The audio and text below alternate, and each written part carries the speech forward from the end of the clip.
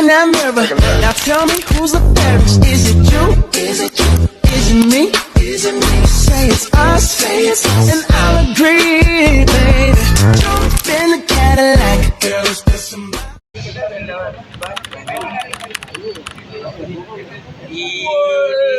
Di video ini.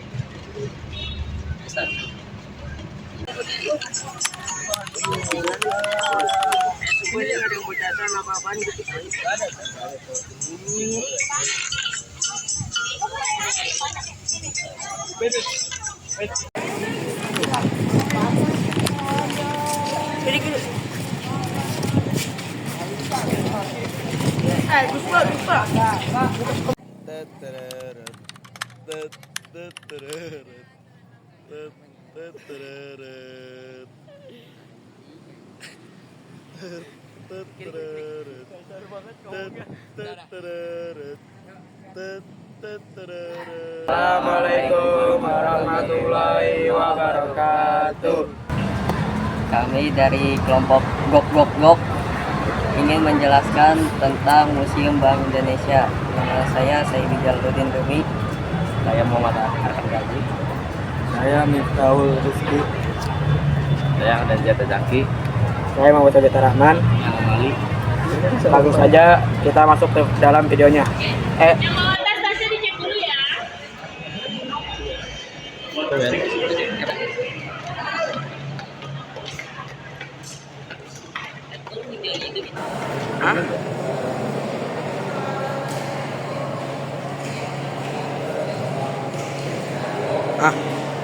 Awan.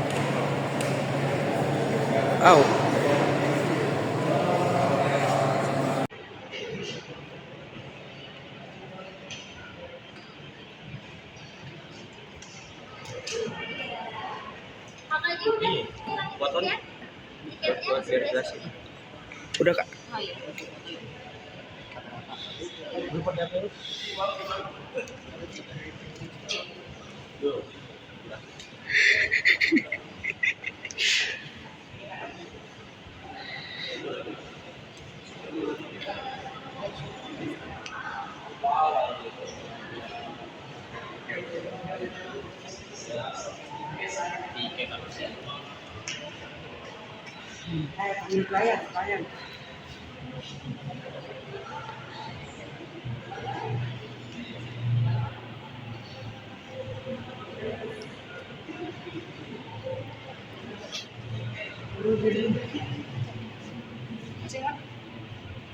Kenapa? Karena ini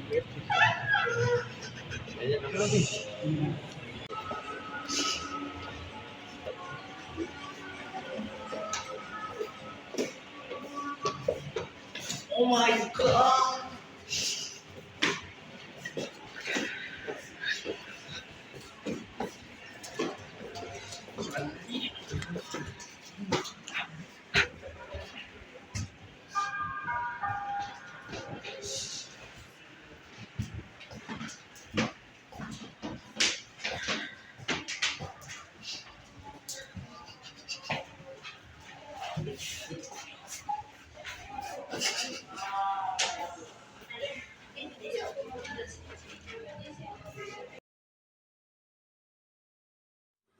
Jejak kolonialisme di Indonesia adalah cermin dari perjalanan sejarah yang panjang, kompleks, dan penuh perubahan.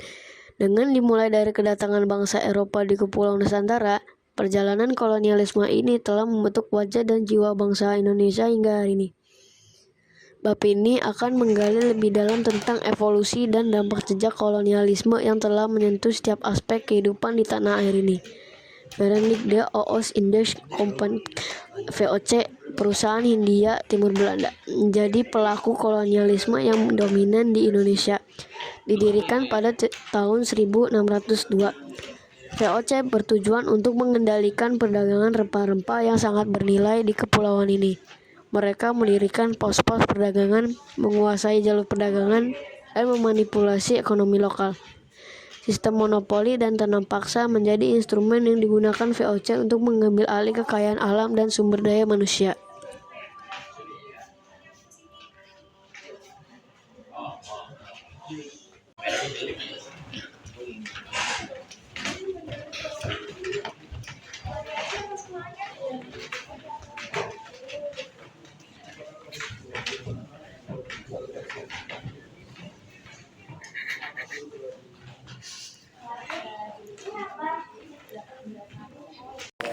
Berikut adalah tokoh-tokoh yang pernah menjajah Indonesia untuk mengambil rempah-rempah yang ada di Indonesia.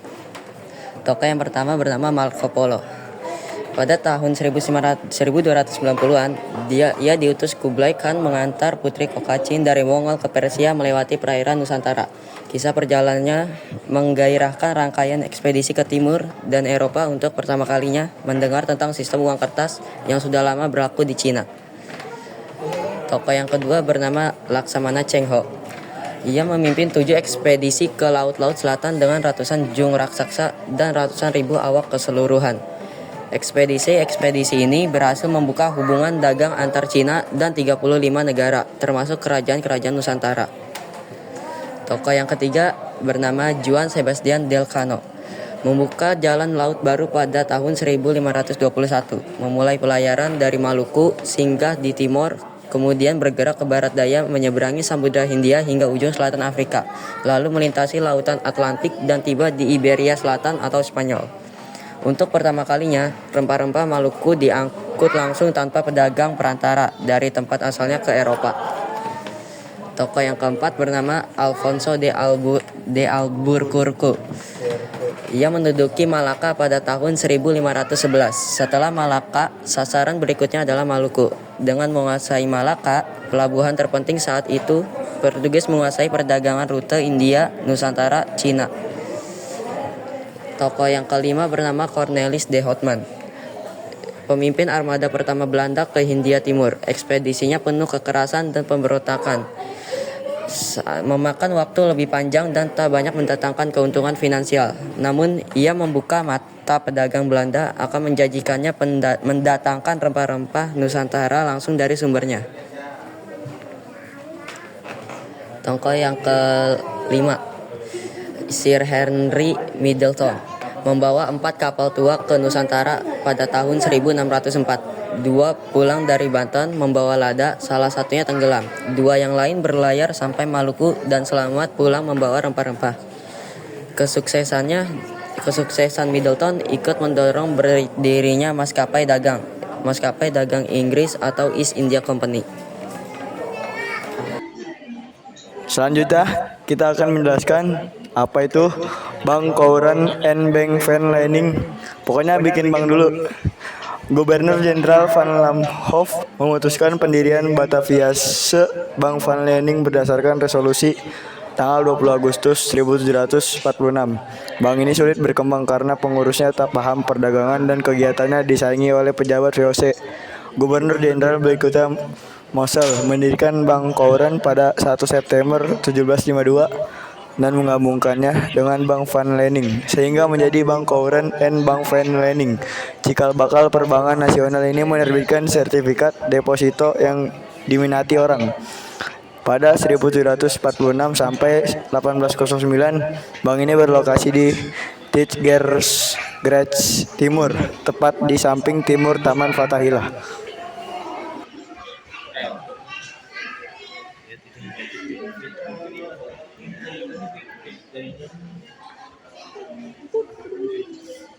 Nggak kebencet video nih bang.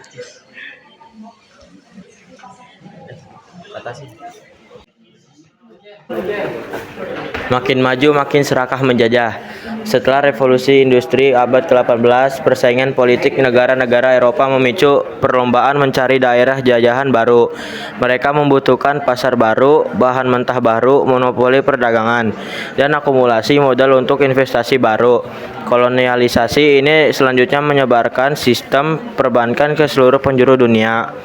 Belanda tak terkecuali ikut dalam arus imperialisme ini sekalipun baru benar-benar tancap gas sesudah 1890 dan ekspansinya di Asia terbatas pada wilayah kerajaan di luar Jawa.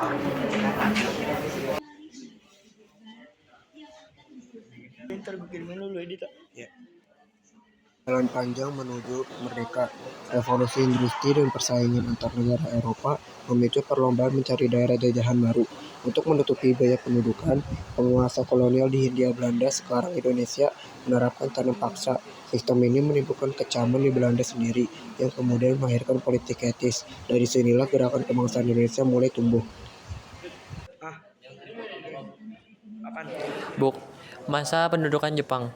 Bukan hanya bank militer pun menerbitkan uang. Selain menjalankan tugas sebagai tentara pendudukan, militer Jepang juga menerbitkan uang invasi. Macam dan jumlah uang yang beredar semakin banyak karena uang Dejavasce bank dan uang pemerintahan Hindia Belanda masih berlaku. Pada masa ini bank-bank Belanda dan Inggris ditutup dan diganti dengan bank-bank Jepang yang sebelumnya sudah beroperasi di Hindia Belanda, tetapi dibekukan ketika perang pecah. Pada 1944, Jawa Hokokai membentuk Fond Kemerdekaan Indonesia untuk menghimpun dana rakyat untuk Perang Asia Timur Raya. Setelah Jepang menyerah, dana ini antara lain digunakan untuk modal kerja Yayasan Pusat Bank Indonesia. Logo Bank Indonesia.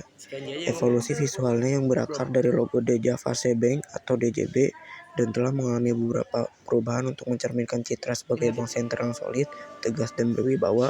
Awalnya logo DJB diadaptasi menjadi logo BI dengan mengganti huruf J menjadi huruf I. Seiring waktu, desain logo telah mengalami perubahan menjadi lebih modern dengan logo resmi korporat ditetapkan sejak tahun 1990-an.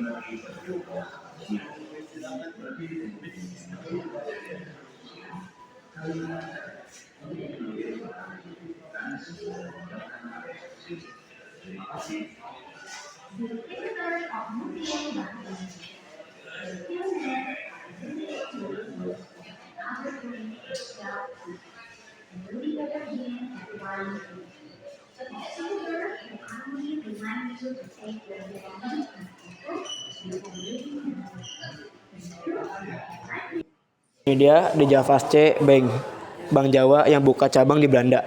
Pada 1824, pemerintah kolonial membentuk Nederlandsche Handelsmaatschappiij atau NHM untuk menangani ekspor hasil bumi dari Hindia Belanda. Setelah pesatnya usaha perkebunan dan pertambangan, para pengusaha Belanda memerlukan bank untuk membantu pengembangan usaha mereka. Pada 1828, Raja William I mengeluarkan oktroy yang mendasari pendirian Dejavasce Bank sebagai bank sirkulasi dan fasilitor perdagangan di Hindia Belanda. NHM ikut menyetor modal awal. Dejavasce Bank lantas berkembang pesat. Cabang-cabangnya berdiri di berbagai kota Nusantara. Pada 1891, cabang DJB juga dibuka di Amsterdam, sehingga lalu lintas pembayaran dengan Belanda makin lancar.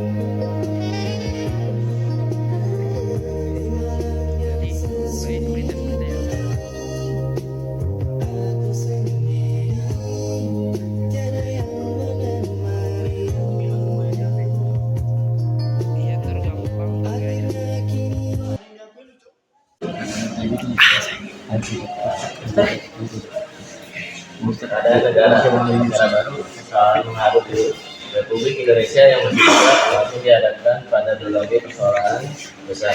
Pemberontakan terus di berbagai wilayah politik bergolak tanpa henti, tanpa perekonomian berjalan di tempat. Ekspor masih bergantung pada produk primer seperti karet dan minyak bumi. Keuangan pemerintah pun di defisit besar, tengah suasana sedefisit besar seperti ini. Bank Indonesia Periode sejarah Bank Indonesia merujuk pada periode 1959 sampai 1966, di mana Bank Sentral beroperasi di bawah sistem ekonomi pemimpin dan mengalami kesulitan akibat kebijakan moneter yang cenderung melambungkan jumlah uang beredar. Periode ini dimulai setelah disahkan UU Pokok Bank Indonesia Nomor 11 Tahun 1953 dan berakhir ketika ada perubahan kebijakan ekonomi yang mendasar, khususnya pada masa Orde Baru. Karakteristik utama periode 1959 sampai 1966. Ekonomi terpimpin. Kebijakan ekonomi dipegang kuat oleh pemerintah pusat. Peran sebagai agen pembangunan. Fokus utama adalah membantu pembangunan sosial termaksud penyediaan kredit dan proyek-proyek pemerintah. Penerbitan uang yang agresif. Untuk membiayai pembangunan, pemerintah menerbitkan jumlah sebesar uang, menyebabkan inflasi yang parah. Masalah ekonomi. Keadaan ekonomi menjadi tidak stabil karena inflasi yang sangat tinggi, menyebabkan nilai uang menurun drastis dan daya beli masyarakat melemah.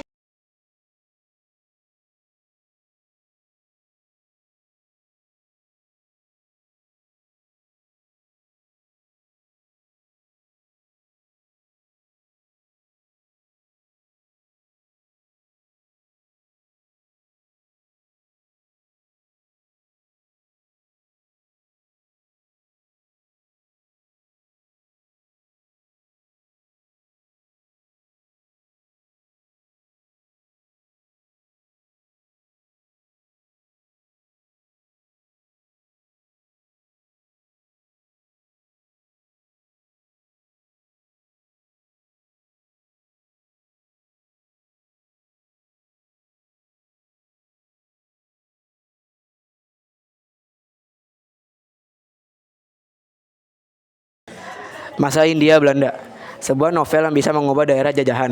Pada 1800, kerajaan Belanda akhirnya mengambil alih Hindia Belanda dari VOC. Gubernur Jenderal Johannes van de Bos menerapkan tanam paksa pada tahun 1830 sampai 1870 untuk mengisi kas negara yang terkuras karena Perang Jawa.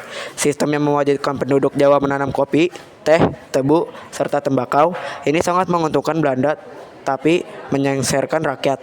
Ketika berita ini sampai Belanda, antara lain berkat novel Max Havelaar karya Multatuli, politikus dan rakyat Belanda marah.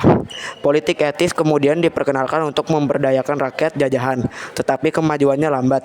Bank-bank berkreditan juga didirikan untuk mendorong perekonomian rakyat. Industri batik dan tenun berdiri, tetapi kemajuannya sangat tertinggal dibandingkan industri barat seperti pertambangan.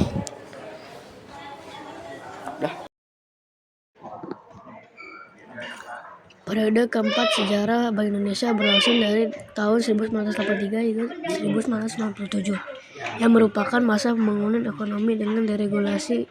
Pada periode ini, Bank Indonesia berperan dalam mendukung pembangunan nasional, salah satunya dengan mengeluarkan kebijakan deregulasi perbankan yang memberikan keleluasan bagi bank-bank swasta untuk berkembang. Perkembangan Bank Indonesia pada periode 1993 hingga 1997. Kebijakan moneter. Bank Indonesia mengadopsi kebijakan moneter yang lebih fleksibel dan berorientasi pasar seiring dengan adanya deregulasi perbankan. 2.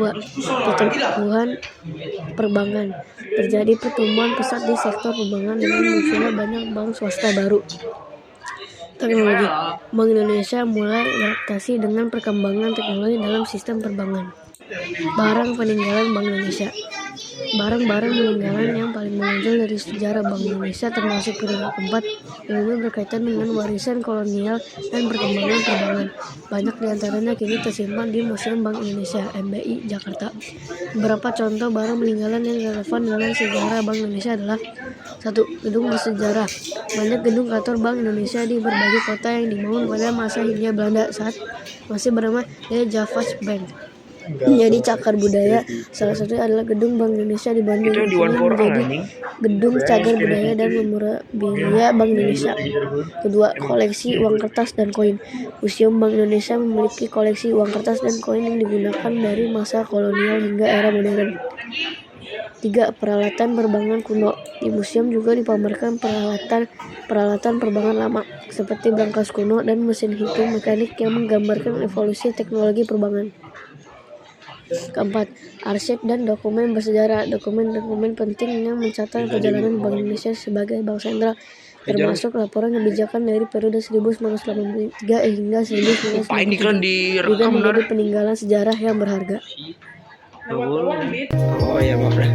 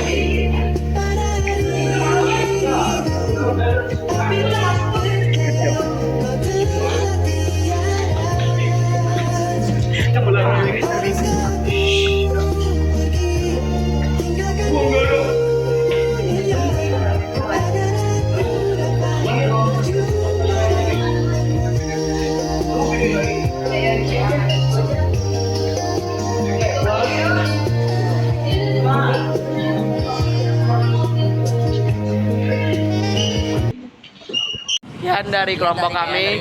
Apabila ada kesalahan mohon dimaafkan. Wassalamualaikum warahmatullahi wabarakatuh. Nyebutnya anomali. One is the loneliest number that you'll